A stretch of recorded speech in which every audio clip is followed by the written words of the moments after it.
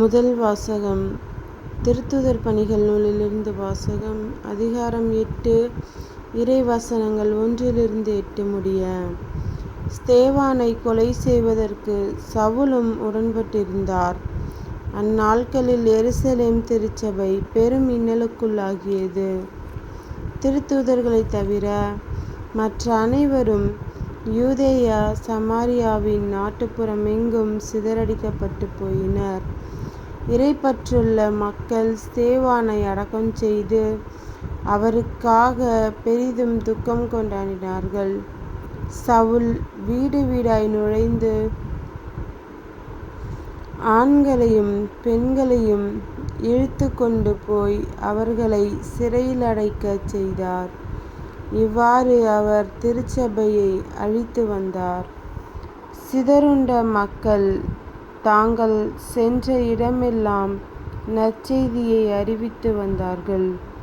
பிலிப்பு சமாரியா நகருக்கு சென்று அங்குள்ள மக்களுக்கு மெசியாவை பற்றி அறிவித்தார். பிலிப்பு சொன்னவற்றை கேட்டும் அவர் செய்த அரும் அடையாளங்களைக் கண்டும் வந்த திரளான மக்கள் ஒரு மனதோடு அவருக்கு செவிசாய்த்தார்கள்.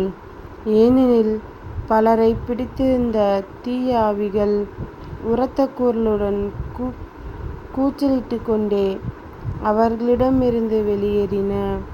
முடக்குவாதமுற்றோர் கால் ஊனமுற்றோர் பலரும் குணம் பெற்றனர். இதனால் அந்நகரில் பெரும் மகிழ்ச்சி உண்டாயிற்று. ஆண்டவரின் அருள்வாக்கு. இறைவா உமக்கு நன்றி. நற்செய்தி வாசகம். புனித யோவான் எழுதிய நற்செய்தியிலிருந்து வாசகம். அதிகாரம் 6. இறை வசனங்கள் 35-40 முடிய. இயேசு அவர்களிடம், வாழ்வு தரும் உணவு நானே. என்னிடம் வருபவருக்கு பசியே இராது.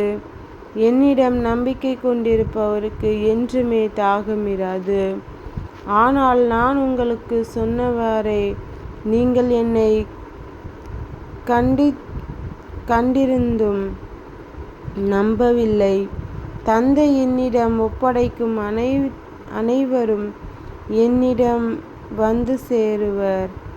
என்னிடம் வருபவரை நான் புறம்பே தள்ளிவிட மாட்டேன். ஏனெனில் என் சொந்த விருப்பத்தை நிறைவேற்ற அன்று, என்னை அனுப்பியவரின் விருப்பத்தை நிறைவேற்றவே நான் விண்ணகத்திலிருந்து இறங்கி வந்தேன். அவர் என்னிடம் ஒப்படைக்கும் எவரையும் நான் அழிய விடாமல் இறுதி நாளில் அனைவரையும் உயிர்த்தெழச் செய்ய வேண்டும். இதுவே என்னை அனுப்பியவரின் திருவுளம். மகனை கண்டு அவரிடம் நம்பிக்கை கொள்ளும் அனைவரும் நிலைவாழ்வு பெற வேண்டும் என்பதே என் தந்தையின் திருவுளம். நானும் இறுதி நாளில் அவர்களை உயிர்த்தெழச் செய்வேன் என்று கூறினார்.